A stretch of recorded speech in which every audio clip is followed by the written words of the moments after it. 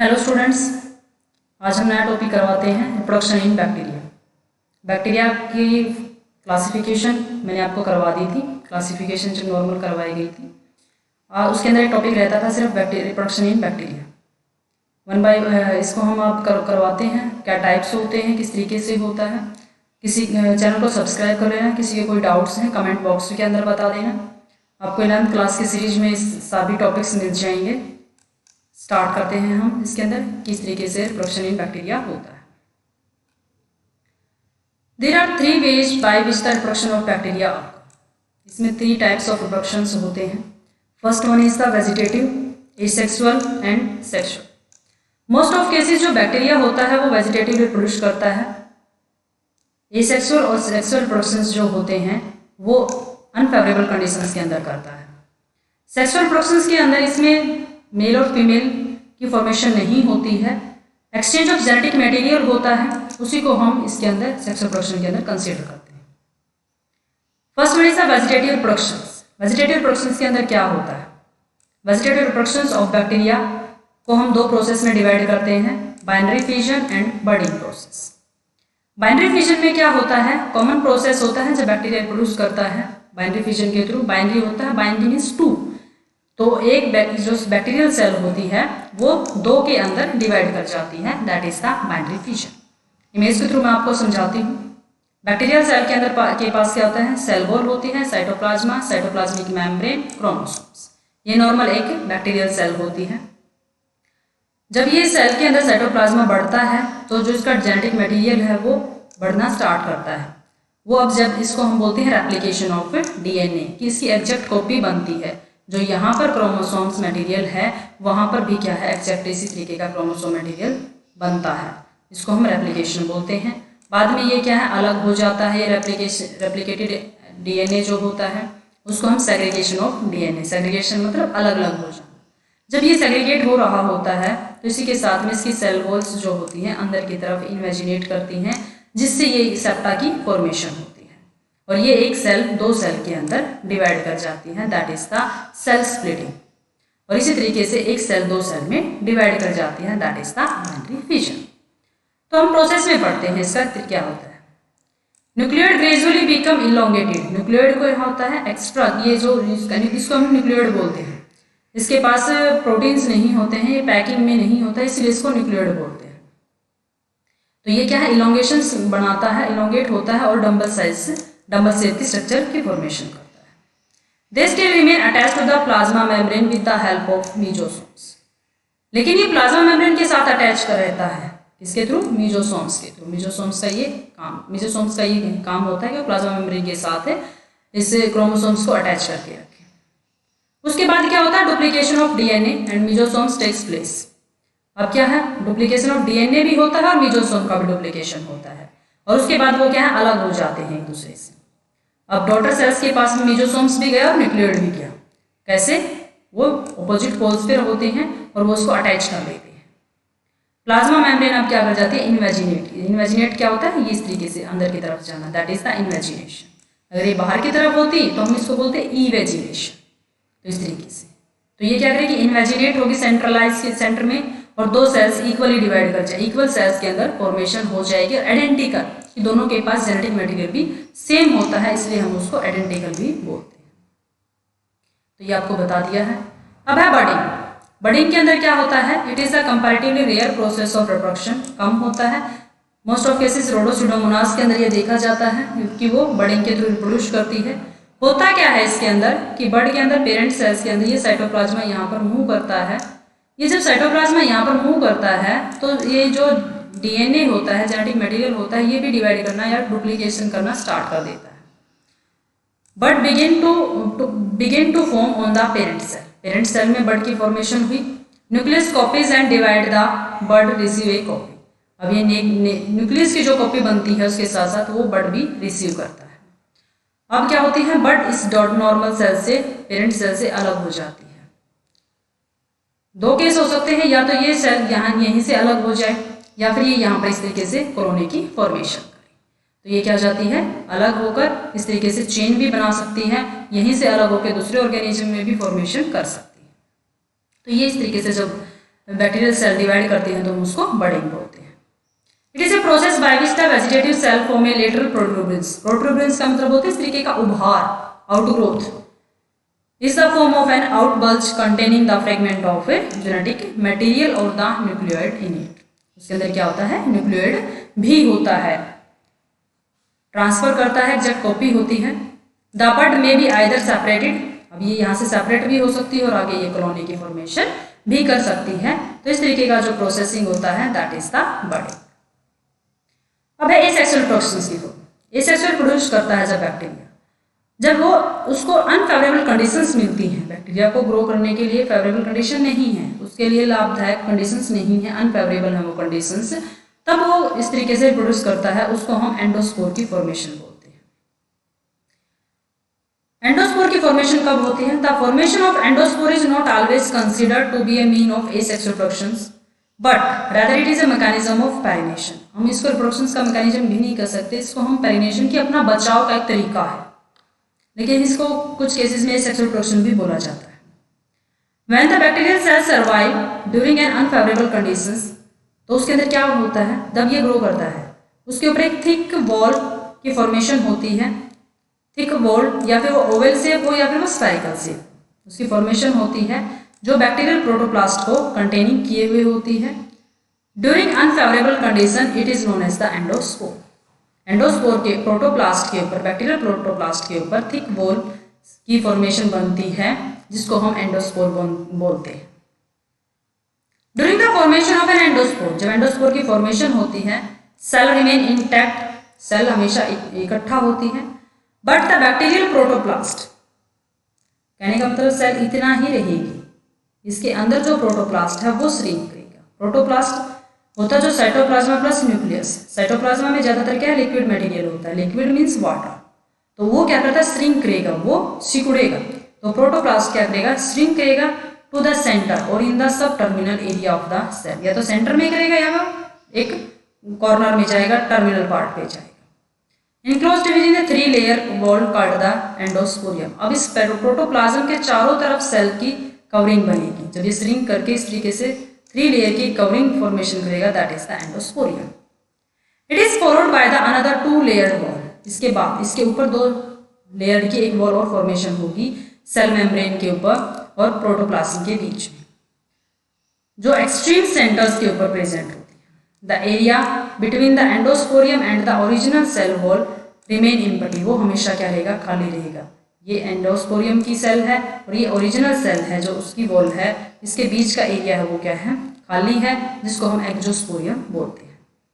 जब भी ये वाटर के कांटेक्ट में आएगी, with in the initiation of water, जब इसको वाटर मिलेगा, ह्यूमिडिटी मिलेगी, उसके लिए जिसको हम फेवरेबल कंडीशंस बोलते हैं, तो ये वॉल क्या करेगी, रप्चर कर जाएगी और बैक्टीरियल सेल क्या है, बाहर आ जाएगी। और ये मोस्ट ऑफ केसेस क्लोस्ट्रीबैसिलस के अंदर ये इस तरीके का फिनोमिना क्या है, देखा गया है, फॉर्मेशन ऑफ एंडोस्पोर।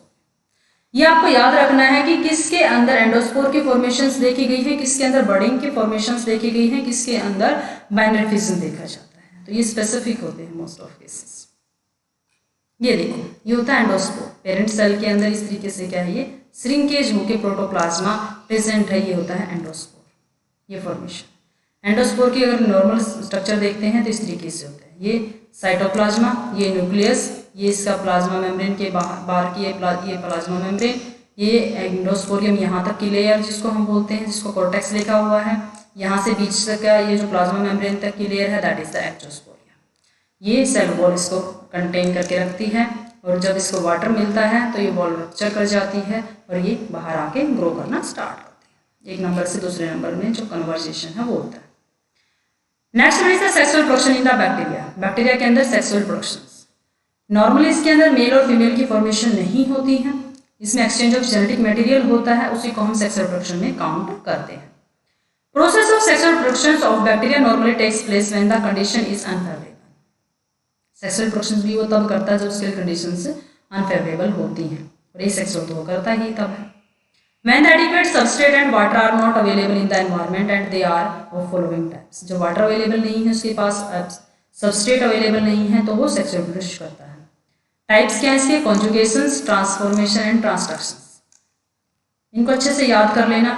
बहुत इंपॉर्टेंट टॉपिक्स हैं, conjugation, transformation and the transactions. किस तरीके से एक्सचेंज ऑफ जेनेटिक मटेरियल होता है, तीनों के अंदर अलग अलग टाइप्स होते हैं। वन बाय वन मैं आपको बताती हूँ। First one is the conjugations. मैं आपको इससे इमेज दिखाती हूँ कि ये देखिए, बैक्टीरियल कॉन्जुगेशन। ये जो सेल होती है इसके पास ये जो क्रोमोसोम्स होता है ये इसका दोनों के पास सेम है। ये जो एक्स्ट्रा क्रोमोसोम्स होता है जिसको हम प्लाज्मिड बोलते हैं, एक्स्ट्रा क्रोमोसोम जेनेटिक मटेरियल जो होता है वो हम प्लाज्मिड कहा जाता है। उसके अंदर अगर एफ फैक्टर है तो उसको एफ प्लाज्मिड बोला जाता है। और जिस बैक्टीरिया के पास ये एफ प्लाज्मिड होता है उसको हम फर्टिलिटी या फिर एफ पॉजिटिव सेल्स बोलते हैं, और उसको हम मेल कंसीडर करते हैं और एज ए डोनर कंसीडर करते हैं, क्योंकि इसके पास एफ पॉजिटिव फैक्टर्स हैं और ये इसको डोनेट करेगा। जिसके पास ये एफ फर्टिलिटी फैक्टर होते हैं वो क्या करता है, कॉन्जुगेशन पाइलस की फॉर्मेशन करता है। पाइलस ट्यूब भी बोलते हैं उसको, कॉन्जुगेशन ट्यूब भी बोलते हैं। ये क्या है, एफ नेगेटिव इसके पास नहीं है, ये एज ए फीमेल होती है। अब क्या करता है ये, यहाँ पर कॉन्जुगेशन ट्यूब की फॉर्मेशन होते ही ये इस तरीके का वे है जो सेपरेशन है वो हो जाता है। अब क्या करेगा, ये जो प्लाज्मिड है ये अपना एक फ्रेगमेंट जो है इसके अंदर, सेगमेंट जो है इसके अंदर ट्रांसफर कर देगा। अब जब ये एक स्ट्रैंड ट्रांसफर कर देगा ये डीएनए, वैसे तो ये भी डीएनए ही होता है लेकिन एक्स्ट्रा क्रोमोसोमल होता है क्योंकि एग्जैक्ट क्रोमोसोम्स इसके पास ये होते हैं। तो बाद में यहाँ पर आने के बाद इसकी दूसरी कॉपीज की फॉर्मेशन हो जाती है। ये अपने एक दूसरे एक स्ट्रैंड की कॉपीज की फॉर्मेशन कर लेता है जो रेप्लिकेशन प्रोसेस होती है। तो इस तरीके से क्या होता है, जो एफ नेगेटिव सेल्स हैं ये भी एफ पॉजिटिव सेल्स में कन्वर्ट हो जाती हैं। तो ये प्रोसेसिंग होती है बैक्टीरियल कॉन्जुगेशन के अंदर, ये मैंने आपको बता दिया है। इसी तरीके का प्रोसेस होता है, इसकी थ्योरी देखते हैं। क्या होते हैं इवेंट्स इसके अंदर, ये देखो इन्हें क्या कहा है, they are recognised as F positive male और डोनर स्ट्रेन और एफ नेगेटिव और ए फीमेल और रेसिपिएंट स्ट्रेन। जिसके पास प्रेजेंट है that is F positive, that के पास नहीं है F negative. F factor is also call आता है यहाँ पर, कॉल फर्टिलिटी फैक्टर्स और the sex factors represented by the extra nuclear circular DNA जिसको मेल के पास प्रेजेंट होता है। इवेंट क्या होते हैं, two separate bacterial cells belonging to the opposite strain की, एक एफ पॉजिटिव की और एक नेगेटिव की, वो दोनों क्या करेंगी, इकट्ठा होंगी। कॉन्जुगेशन ट्यूब की फॉर्मेशन एफ पॉजिटिव बनाएगा, दोनों सेल्स उसके थ्रू क्या करेंगी, अटैच करेंगे, जिसको हम सेक्स पिल्लाई या फिर एफ नेगेटिव पिल्लाई भी बोलते हैं। एफ फैक्टर क्या करेगा, उसके अंदर रेप्लिकेट करेगा या फिर उसका एक सेगमेंट ऐसे ही ट्रांसफर कर दिया जाएगा, दोनों केस हो सकते हैं। F factor slowly migrate into the female, female मतलब एफ नेगेटिव स्ट्रेन के अंदर, किसके थ्रू, कॉन्जुगेशन ट्यूब के थ्रू, और उसको हम बोलते हैं इनकम्प्लीट जाइगोट या फिर मीरो जाइगोट। जाइगोट क्या होता है वो बता देती हूँ आपको, कि जब मेल से मेल गैमेट और फीमेल से फीमेल गैमेट्स जब आपस में फ्यूज करते हैं, फर्टिलाइजेशन जो होता है, उसमें फर्स्ट जो सेल बनती है that is zygote. New born baby के लिए जो नया बच्चा बनेगा उसके अंदर उसकी जो फर्स्ट सेल होती है उसको हम जाइगोट बोलते हैं। लेकिन इसके अंदर ऐसा कुछ नहीं हुआ, इसके अंदर तो सिर्फ जेनेटिक मटेरियल गया है, इसीलिए इसको क्या बोला जाता है, इनकम्प्लीट जाइगोट या फिर मीरो जाइगोट। अब क्या होगा, the presence of F factor in the female transform the F negative strain into the F positive strain, क्योंकि पहले वो एफ नेगेटिव थी, अब क्या बन जाएगी, वो F positive. Product of conjugation is just the genetic recombination product of two strain of the cells. Normal conjugation में क्या है, जेनेटिक मटेरियल जो है उसका रिकॉम्बिनेशन हुआ है। The progeny is developing from this combination develop conserve to the character of the recombinant DNA. अब उसके पास जब वो डीएनए चला गया है जिसके पास वो जीन्स हैं, तो उसी तरह के क्या रिकॉम्बिनेशन है वो शो करेगा, क्योंकि इसके पास पहले ये जीन्स नहीं थे, अब ये जीन्स हैं तो ये एफ पॉजिटिव हो गया है। आगे जाकर अब क्या ये एफ पॉजिटिव की तरह एक्ट करेगा, मेल की तरह एक्ट करेगा। Next one is the transformation. Transformation में भी क्या होता है, incorporation of DNA from one bacterium into the another result in the development of the new genotype. इसमें नया जीनोटाइप की फॉर्मेशन होती है। This is also due to the genetic recombination. ये भी किस तरीके से होता है, जेनेटिक रिकॉम्बिनेशन की जेनेटिक मटेरियल जब उसके साथ कंबाइन कर जाता है तब होता है। ड्यूरिंग ट्रांसफॉर्मेशन, ट्रांसफॉर्मेशन के प्रोसेस में क्या होता है, the cells which are ready to take up naked DNA. इसमें क्या होता है, नेकेड डीएनए। उसमें नेकेड डीएनए जैसा कोई वर्ड नहीं था, यहाँ पर क्या आएगा, नेकेड डीएनए। उसमें प्लाज्मिड के थ्रू फैक्टर्स ट्रांसफर हुए थे कॉन्जुगेशन के अंदर, ट्रांसफॉर्मेशन में नेकेड डीएनए जा रहा है and get transformed are said to be the competent cell, और जिस सेल्स के पास जाएगा दैट इज द कॉम्पिटेंट या फिर रिकॉम्बिनेंट सेल। ये देखो, ये ओरिजिनल बैक्टीरियल सेल है, एक दूसरी सेल है जिसके अंदर क्या है, फ्रेगमेंट ऑफ डीएनए है, या फिर इसी को क्या है, डैमेज किया गया, जिस सेल को तोड़ा गया, इसके डीएनए को फ्रेगमेंटाइज किया गया। फ्रेगमेंटेशन के बाद इस डीएनए के पार्ट को, इन फ्रेगमेंट्स को दूसरी सेल्स के अंदर डाल दिया गया, जिसको हम ट्रांसफॉर्म्ड सेल्स बोलते हैं। जब ये नेकेड डीएनए इसके खुद के क्रोमोसोम्स के साथ अटैच करेगा या फिर खुद के डीएनए के साथ अटैच करेगा, ये जो नेकेड डीएनए इसके खुद के डीएनए के साथ जब फॉर्मेशन करेगा, मिल जाएगा, ये देखिए इस तरीके से, तब हम इसको बोलेंगे रिकॉम्बिनेंट सेल। कैसा सेल डीएनए जाएगा इसके अंदर, नेकेड डीएनए या फिर प्योर फॉर्म में। फ्रेगमेंट जाएगा, कंप्लीट नहीं जाता, फ्रेगमेंट ऑफ डीएनए जाता है इसके अंदर, fragment of naked DNA transform from one cell to the another and form a recombinant cell. That is the way of transformation. Next one is the transduction. Sexual reproductions में reproduction in bacteria transductions का लिंडरबर्ग ने किया था। Transfer of, इसमें क्या है, transfer of DNA fragment one bacterial into the another with the help of the bacteriophage. यहाँ पर एक नई वर्डिंग आई है, यहाँ डीएनए ट्रांसफर हो, लेकिन किसके थ्रू, बैक्टीरियोफाज के थ्रू। ये स्पेसिफिक है, किसी के अंदर होता है सिर्फ ये ट्रांसड्रक्शंस के अंदर। This process is also result in the genetic recombination. Recombination का मतलब क्या, उसके अंदर और भी कॉम्बिनेशन बन गई हैं जो डीएनए बैक्टीरियोफाज ने ट्रांसफर किया है। ये देखिए प्रोसेस ट्रांसडक्शन। फर्स्ट स्लाइड में इसके अंदर क्या बताया है, ये होता है बैक्टीरियोफाज। बैक्टीरियोफाज क्या होता है, वो वायरस होता है जो बैक्टीरिया को अफेक्ट करता है। ये वायरस है बैक्टीरियोफाज। ये बैक्टीरियोफाज के पास क्या होता है, एक प्रोटीन होता है जिससे इसकी स्ट्रक्चर बनती है, और इसके पास जेनेटिक मटेरियल होता है जो या तो डीएनए हो सकता है, वो आरएनए हो सकता है। ज़्यादातर केस में हम इसको डीएनए होता है। बैक्टीरिया के पास डीएनए है खुद का, जिसको हम जिससे उसने अपने क्रोमोसोम बनाए हुए हैं, ये बैक्टीरिया का क्रोमोसोम है। ये बैक्टीरियोफाज का डीएनए है, इसने होस्ट सेल के अंदर, क्योंकि यहाँ पर ये एज ए पैरासाइट रहता है, दूसरे की बॉडी के ऊपर रहता है। जिस बॉडी के ऊपर रहता है उसको होस्ट बोलते हैं, जो रहता है उसको होस्ट पैरासाइट बोलते हैं। तो होस्ट कौन है इसके अंदर, बैक्टीरिया, जिसकी बॉडी पे ये रहेगा। इसने अपना यहाँ पर क्या दिया, जेनेटिक मटेरियल दिया। इस डीएनए की वजह से इसका खुद का जो क्रोमोसोम, बैक्टीरिया के जो क्रोमोसोम्स थे वो टूट जाते हैं, वो फ्रेगमेंटाइज हो जाते हैं। उसके बाद ये क्या करता है, अपने प्रोटीन्स बनाता है, अपना डीएनए बनाता है, जो इस तरीके से अपने नए नए बैक्टीरियोफाज वायरस बैक्टीरिया सेल के अंदर फॉर्मेशन करता है। अब यहाँ पर क्या करता है, ये अपने जो डीएनए है उसको एक्सचेंज कर देता है इसके साथ। जो बैक्टीरियल सेल है उसके पास ये क्या है, सेल के पास अपना क्रोमोसोम की फॉर्मेशन हो जाती है, और इस क्रोमोसोम के अंदर इसका खुद का कुछ डीएनए जो इसने ट्रांसफ़र करना था वो ट्रांसफ़र हो जाता है। ये रिकॉम्बिनेशंस हो जाता है इसके अंदर, और ये बाद में क्या बनता है, रिकॉम्बिनेंट सेल, जिसके अंदर जो जेनेटिक मटेरियल है वो एक बैक्टीरियल सेल से दूसरी बैक्टीरियल सेल को ट्रांसफर कर दिया गया by the way of A bacteriophage, तो उसको हम बोलते हैं ट्रांसडक्शंस। ये देखो फर्स्ट केस के अंदर क्या कहा है, phage insert DNA. First cell के अंदर इमेज में बताया गया है कि बैक्टीरियोफाज ने क्या है, फाज लिखा है ना, बैक्टीरियोफाज और फाज का एक ही मतलब होता है, अपना डीएनए क्या इसके अंदर इंजेक्ट कर दिया है। सेकंड के अंदर क्या किया है कि phage enzyme break down the host DNA, उसने होस्ट के डीएनए को तोड़ दिया, ये डैमेज कर दिया, फ्रेगमेंटाइज कर दिया। अब थर्ड और फोर्थ में क्या करता है, सेल क्रिएट न्यू फाजिस, सेल अपने न्यू फाजिस क्रिएट करती है, वहाँ पर फाज अपने नए नए कॉपीज बनाता है, किसको यूज करके, including phage and the host DNA, host का भी डीएनए यूज कर लेता है और खुद का भी डीएनए यूज कर लेता है। फिफ्थ और सिक्स्थ में क्या बताया है कि जो डीएनए है वो ट्रांसफर कर गया है होस्ट के अंदर, होस्ट के डीएनए के अंदर वो ट्रांसफर कर दिया है, इंसर्ट कर दिया है। किसके थ्रू हुआ, बैक्टीरियोफाज के थ्रू हुआ। डोनर डीएनए, जो डोनर मतलब जिसने इसको दिया, जो दिया गया है, include in recipient chromosome due to the recombination. अब रिकॉम्बिनेशंस में ये देखो यहाँ पर क्या है, एक नया डीएनए इसके अंदर रिकॉम्बिनेंट हो चुका है, बैक्टीरियोफाज के थ्रू हुआ है, इसलिए इसको क्या बोलते हैं, ट्रांसडक्शन।